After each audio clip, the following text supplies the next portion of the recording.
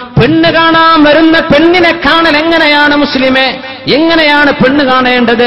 ജാബിർ ഇബ്നു അബ്ദുല്ലാഹി റളിയല്ലാഹു അൻഹു കല്യാണം കഴിച്ചു വന്നു. കല്യാണം കഴിക്കാൻ തീരുമാനിച്ചപ്പോഴാ നബി ചോദിച്ചത്, ജാബിറേ ഹൽ നദർത ഇലൈഹാ, നിങ്ങൾ ആ പെണ്ണിനെ നോക്കിയോ?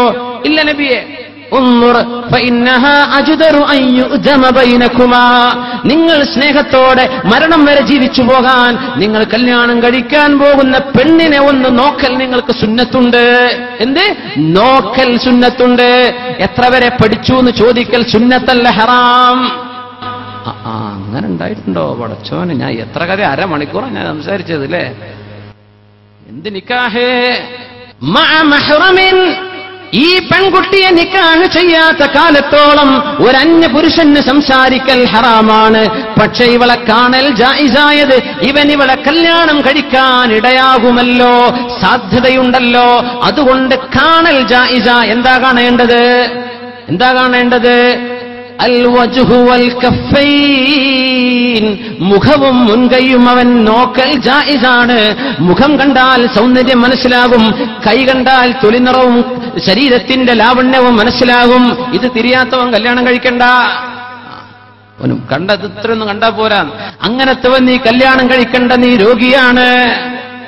പരിശുദ്ധ റസൂലുള്ളാഹി സ്വല്ലല്ലാഹു അലൈഹി വസല്ലം ഒരു മഹ്റമിന്റെ കൂടെയല്ലാതെ കാണാൻ പാടില്ലെന്ന് പറഞ്ഞപ്പോ കല്യാണം കഴിക്കാൻ വരുന്ന ചെറുക്കൻ വർത്തമാനം ഭക്ഷണമൊക്കെ കഴിഞ്ഞിട്ട് വീട്ടുകാരൻ പറയാണ്, എന്നാ പിന്നെ അവരൊന്ന് സംസാരിച്ചോട്ടെ, വാതിൽ തുറന്നു കൊടുത്തില്ലേ?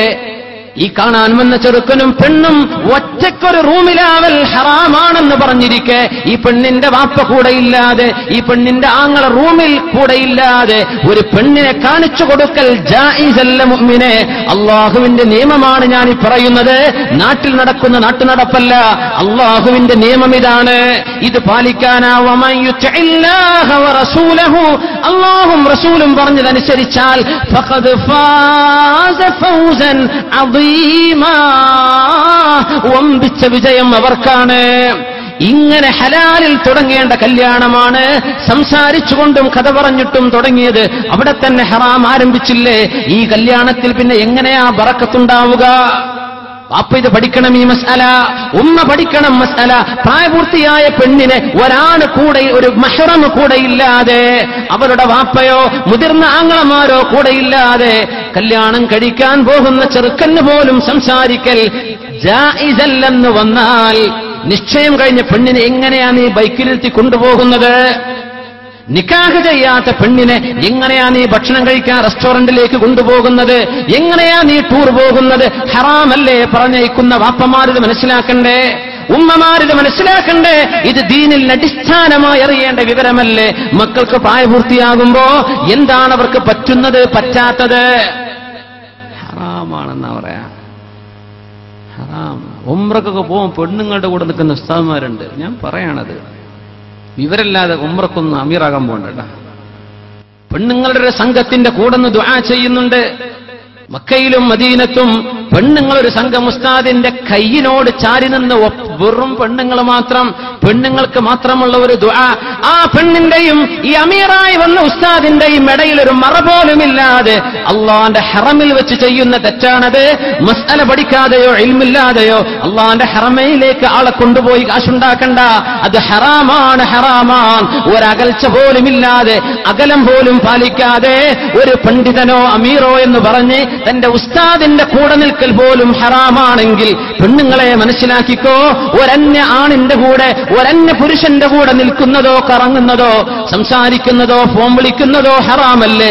ഇങ്ങനെ ഹറാമുകൾ മരണം വരെ ചെയ്തു കൂട്ടിയിട്ട് എങ്ങനെയാണ് യാ അയ്യതുഹൻ നഫ്സുൽ മുത്മഇന്ന, ശരീരം അല്ലാഹു പറഞ്ഞ പോലെ ജീവിച്ച ആത്മാവ്, സംതൃപ്തി പോണ്ട ആത്മാവേ, ഇർജിഇ ഇലാ റബ്ബികി റാദിയതൻ മർദിയ, അല്ലാഹുവിന്റെ സ്വർഗത്തിലേക്ക് പോര് എന്ന് എങ്ങനെയാ നമ്മളോടൊക്കെ പറയാ മലക്കുകൾ?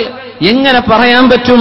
ജീവിതകാലം തെറ്റുകൾ മുഴുവനും കൊണ്ടു നടന്നിട്ട് കണ്ണു സൂക്ഷിക്കാതെ സ്വർഗം കിട്ടില്ല മുഅ്മിനെ. മയ്യദ്മനു ലീ മാ ബൈന ലഹ്യൈഹി വമാ ബൈന ഫഖിദൈഹി, നിങ്ങളുടെ നാവും ശരീരത്തിന്റെ തുടകൾക്കിടയിലുള്ളതും നിങ്ങൾ എനിക്ക് സൂക്ഷിക്കുമെന്ന് വാക്ക് തന്നാൽ സ്വർഗം ഞാൻ വാങ്ങിച്ചു തരാമെന്ന് പരിശുദ്ധ റസൂലുള്ളാഹ്. ഇതിനൊന്നും പണിയില്ലല്ലോ, എളുപ്പല്ലേ?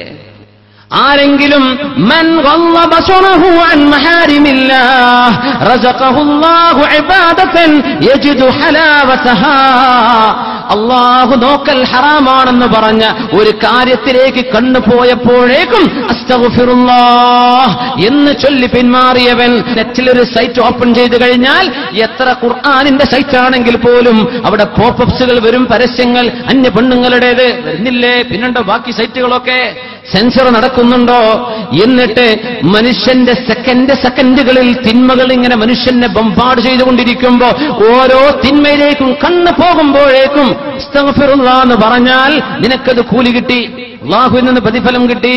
പക്ഷേ കണ്ണിനെ അഴിച്ചുവിടുകയും നോക്കാൻ പാടില്ലാത്ത ഔറത്തുകളിലേക്ക്, മനുഷ്യന്റെ ഔറത്തിലേക്ക് നോക്കാൻ പാടില്ലെന്നല്ലേ പരിശുദ്ധ റസൂലുള്ളാഹി പറഞ്ഞത്? ലാ തക്ഷിഫ് ഔറതക ലാ തക്ഷിഫ് ഫഖിദക. നിന്റെ കാലിന്റെ തുട ഓ പുരുഷനെ നീ ആർക്കും കാണിച്ചു കൊടുക്കല്ലേ. വലാ തൻദുർ ഇലാ ഫഖിദി ഹയ്യിൻ ഔ മയ്യിത്തിൻ. ജീവിച്ചിരിക്കുന്നതോ മരിച്ചതോ ആയ ഒരു ശവത്തിന്റെ കാലിന്റെ മുട്ടിന്റെ മുകളിലേക്ക്, പുരുഷനാണെങ്കിൽ കാലിന്റെ മുട്ടിന്റെ മുകളിലേക്ക്, മയ്യത്തിന്റേതുപോലും കാൽത്തുടയിലേക്ക് നോക്കല്ലേ എന്ന് പരിശുദ്ധ റസൂലുള്ളാഹ്. ഇനി ആലോചിക്കുക, നമ്മൾ കാണുന്ന ഫോട്ടോകളുടെ അവസ്ഥ എന്താണ്? നമ്മുടെ സ്ക്രീനുകളിൽ പ്രത്യക്ഷപ്പെടുന്ന നമ്മുടെ ചാനലുകാരൻ നമ്മുടെ വീടിന്റെ ഉള്ളിലേക്ക് കൊണ്ടു തള്ളുന്ന ചവറ സംസ്കാരത്തിന്റെ സിനിമാ സീരിയലിൽ കാണുന്ന കാഴ്ചകൾ എന്തൊക്കെയാണ്? എന്നിട്ട് മനസ്സിലാക്കുന്നത് അല്ലാഹുക്ക് പൊരുത്തമാണോ?